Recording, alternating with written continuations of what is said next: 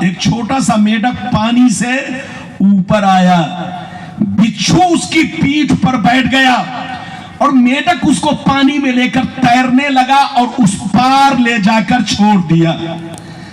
بچھو اب بڑی تیزی سے چلنے لگا۔ ذوالنون مصری جب یہ معاملہ دیکھتے ہیں کہ یا اللہ، بچھو تو دریا اس پار تھا، میڈک نے اس کو اپنی پیٹھ پر بیٹھایا اور اس پار لے جا کر چھوڑا، آخر یہ بچھو کہاں جا رہا، کدھر جا رہا؟ آپ جب یہ دیکھتے ہیں تو بچھو کے پیچھے پیچھے آہستہ آہستہ آپ بھی چلنے لگتے ہیں۔ آپ نے کیا دیکھا؟ بچھو ایک پیڑ کی طرف جا رہا، ایک درخت کی طرف جا رہا۔ جیسے آپ کی نظر پیڑ کی طرف پڑی تو آپ نے کیا دیکھا؟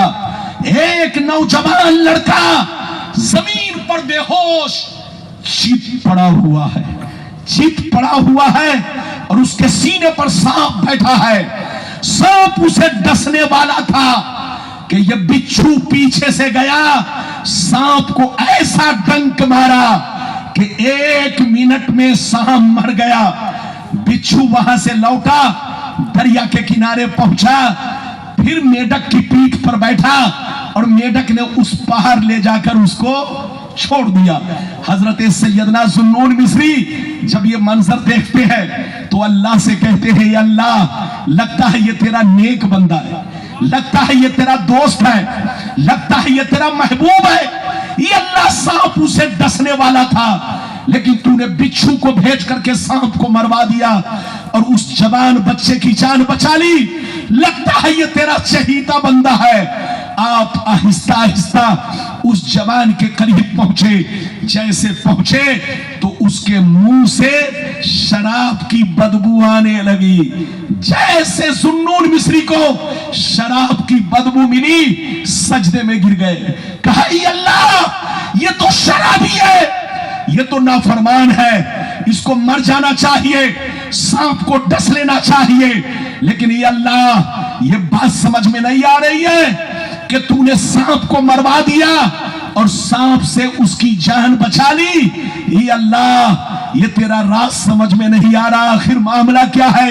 تو ندا آئی، ندا آئی، آواز آئی، اے ذوالنون مصری، تمہارا رب بڑا مہربان ہے، بڑا رحیم و کریم ہے، اپنے کسی بھی بندے کو فوراً سزا نہیں دیتا، اپنے کسی بھی بندے کو گناہوں کی سزا فوراً نہیں دیتا، اپنے ہر بندے کو موقع دیتا ہے کہ گناہوں سے توبہ کرے، مجھ سے معافی مانگے، میں معاف کر دوں گا، اپنے بندے کو فوراً سزا نہیں دیتا۔ اے ذوالنون مصری، دیکھنا، جب اس کو ہوش آئے گا تو یہ ضرور توبہ کرے گا۔ جیسے ان کو ہوش آیا، ان کی نظر، شرابی کی نظر ذوالنون مصری پر پڑی، دیکھ کر شرمندہ ہوا، کہا حضور، آپ یہاں کیسے آ گئے؟ کہا اے بیٹا، دیکھ یہ مرا ہوا سانپ، دیکھ، جب تو شراب پی کر بے ہوش پڑا تھا، تیرے سینے پر سانپ بیٹھا تھا، تجھے ڈسنے والا تھا، اللہ نے ایک خطرناک بچھو کو بھیج کر کے سانپ کو مروا دیا اور تیری جان بچا لی۔ کیا ابھی بھی وقت نہیں ہے کہ توبہ کرے، اللہ سے معافی مانگے، گناہوں کو چھوڑے؟ اتنا سننا تھا، وہ جوان چیخ چیخ کر کے، چیخ مار کر کے رونے لگا اور رب کریم سے کہنے لگا، اے رب کریم، تو بڑا کریم و رحیم ہے، تو بڑا مہربان ہے، تو غفور الرحیم ہے، مجھ جیسے پاپیوں پر اتنا بڑا کرم، مجھ جیسے گنہگار پر اتنا بڑا کرم، اے اللہ، کاش میں نمازی بن جاؤں تو کتنا کرم ہوگا، کاش میں گناہوں سے توبہ کروں تو کتنا کرم ہوگا۔ اس جوان نے اسی وقت ذوالنون مصری کے سامنے شراب سے توبہ کیا، گناہوں سے توبہ کیا۔ اللہ نے فرمایا، اے ذوالنون مصری، میرے اس بندے سے کہہ دے اب زیادہ نہ رو، اللہ نے اس کی غلطیوں کو معاف کر دیا ہے اور اللہ نے اس کو اپنا دوست بھی بنا لیا ہے۔ مٹا دو اپنی ہستی کو، اگر کچھ مرتبہ چاہو کہ دانا خاک میں مل کر گلے گلزار ہوتا ہے۔ اے ہمارے بچوں، مسلمان کہنا آسان ہے لیکن مسلمان بن کر رہنا، زور سے بولو، بہت مشکل کام ہے۔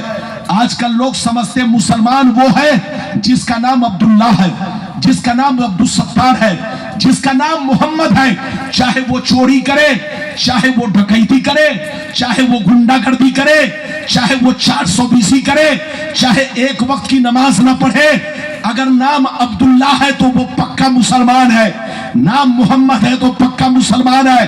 حضرات یہ دنیا کی نظر میں مسلمان ہے، زور سے بولو، یہ دنیا کی نظر میں مسلمان ہے۔ ایسے ہی مسلمان جوتا کھاتے ہیں، ایسے ہی مسلمان گالیاں سنتے ہیں، ایسے ہی مسلمان پوری دنیا میں ذلیل ہو رہے ہیں، رسوا ہو رہے ہیں، برباد ہو رہے ہیں۔ لیکن آپ کا قرآن کہتا ہے وَأَنْتُمُ الْأَعْلَوْنَ إِن كُنتُم مُؤْمِنِينَ، دنیا میں تم ہی عزت والے رہو گے، دنیا میں تم ہی شان والے رہو گے، دنیا میں تم ہی مرتبے والے رہو گے۔ شرط یہ ہے تم سچے پکے مومن بنو، مسلمان بنو، تو دنیا میں تمہاری عزت رہے گی، تمہاری شان رہے گی۔ حضرات مومن کس کو کہتے ہیں؟ مسلمان کس کو کہتے ہیں؟ جو اللہ رسول سے سچی پکی محبت رکھے اور تمام ضروریات دین پر پختہ ایمان رکھے اور اپنی زندگی کو شریعت کے مطابق رکھے، اس کا نام سچا پکا مسلمان ہے۔ قسم خدا مسلمان، اگر تم نمازی بن جاؤ، اگر تم پرہیزگار بن جاؤ، سچے مسلمان بن جاؤ، تو جس راستے سے گزرو گے لوگ تمہیں عزت کی نظر سے دیکھیں گے۔ لیکن اگر آپ نے اپنا کردار بدل لیا، کیریکٹر بدل لیا، نام کے مسلمان بن گئے، تو یاد رکھیے بربادی آپ کے سامنے ہوگی، ذلت آپ کے سامنے ہوگی۔ اجازت دیجئے تو ایک اور لمبی حدیث آپ کو سنانا چاہتا ہوں، لیکن لگتا آپ لوگ تھک گئے۔ اور بولو تھکے تو نہیں ہے؟ زور سے بولو تھکے تو نہیں ہے؟ حضرت بتائیے ٹائم کتنا ہوگا؟ 1 بج گئے، 1 بج گئے حضرات، اس لیے آپ کا جلسہ بھی بہت لمبا چوڑا نہیں چلے گا۔ بہرحال میرے بعد مولانا علیم الدین صاحب کا نمبر ہے، اگر میں زیادہ بولوں گا تو ان کا وقت ضائع ہو جائے گا، ان کو اور بھی کام کرنا ہے۔ بہرحال میرے کہنے کا مطلب یہ ہے بہت لمبی چوڑی تقریر سے کوئی فائدہ نہیں۔ ادھر دیکھیے، جہاں رہیے مسلمان بن کر رہیے، خود بھی نماز پڑھیے، بچوں سے بھی کہیے بیٹا نماز پڑھو، بیوی سے بھی کہیے میری زندگی نماز پڑھو۔ اگر ماں باپ نہیں پڑھتے ہو تو ماں باپ کو بھی پیار سے سمجھائیے، ابا نماز پڑھیے، امی نماز پڑھیے، آپ خود گناہ سے بچیے، بچوں کو بھی بچائیے، دوستوں کو بھی بچائیے۔ ایک بات سنتے چلیے، بس تقریر ختم۔ الرجال قوامون علی النساء، قرآن میں ہے، رب فرماتا ہے کہ اللہ نے مردوں کو عورتوں پر حاکم بنایا۔ جلدی بولو، اللہ نے مردوں کو، زور سے بولو، عورتوں پر حاکم بنایا ہے۔ اگر گھر میں عورتیں بگڑیں گی، اگر عورت بہکیں گی تو اس کا ذمہ دار مرد ہوگا، چونکہ سارا کنٹرول مرد کے ہاتھ میں ہے۔ اللہ فرماتا ہے کہ میں نے مردوں کو عورتوں پر حاکم بنایا۔ حاکم اگر صحیح ہوگا تو گھر کا ماحول بھی صحیح ہوگا، شہر کا ماحول بھی صحیح ہوگا، بستی کا ماحول بھی صحیح ہوگا، اور بولو پورے ملک کا ماحول صحیح ہوگا۔ اگر حاکم گڑبڑ تو گھر کا ماحول بھی گڑبڑ، بولو شہر کا ماحول بھی گڑبڑ، اور بولو ضلع کا ماحول بھی گڑبڑ۔ تو اللہ فرماتا ہے کہ میں نے مردوں کو عورتوں پر حاکم بنایا ہے۔ اے مردوں کی جماعت، اپنے بچوں کو کنٹرول میں رکھو، اپنی بیوی کو کنٹرول میں رکھو، اپنی بیٹیوں کو کنٹرول میں رکھو۔ تم بیٹی کو جینس پینٹ پہناؤ گے تو تمہاری بیٹی جینس پینٹ پہنے گی، اگر تم اپنی بیٹی کو اسلامی لباس پہناؤ گے تو تمہاری بیٹی اسلامی لباس پہنے گی۔ باپ جس رنگ میں چاہے اپنے بچوں کو ڈھال سکتا ہے، ارے زور سے بولو، باپ جس رنگ میں چاہے بولو اپنے بچوں کو ڈھال سکتا ہے، اور شوہر جس رنگ میں چاہے اپنی بیوی کو ڈھال سکتا ہے۔ تو اچھا کام کیجئے، مسجد کو بھی آباد رکھیے، گھر کو بھی آباد رکھیے، سینہ کو بھی آباد رکھیے۔ مسجد آباد رہتی ہے عبادت سے، اور گھر آباد رہتا ہے قرآن کی تلاوت سے، اور سینہ آباد رہتا ہے نبی کی محبت سے۔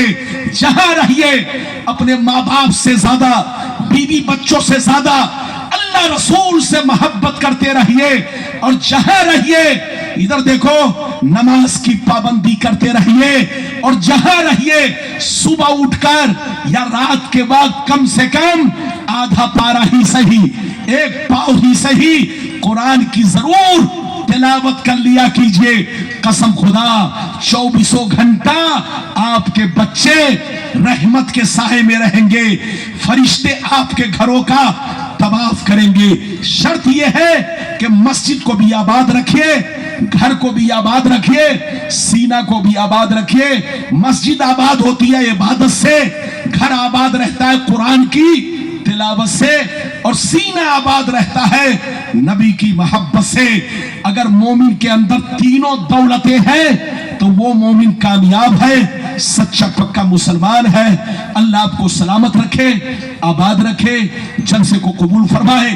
میرا آنا، آپ کا آنا، سب کا آنا قبول فرمائے۔ میں نے جو کچھ بیان کیا جلد بازی میں اگر زبان بہک گئی تو اللہ سے معافی چاہتا ہوں۔ انشاءاللہ پھر کبھی آیا آپ جیسا کہو گے، جس موضوع پر کہو گے اسی موضوع پر میری تقریر ہوگی انشاءاللہ۔ اللہ آپ کو سلامت رکھے، آباد رکھے، جلسے کو قبول فرمائے۔ میرا آنا سب کا آنا قبول فرمائے۔ انشاءاللہ پھر ملاقات ہوگی۔ اجازت دیجیے، خدا حافظ، والسلام ورحمۃ اللہ۔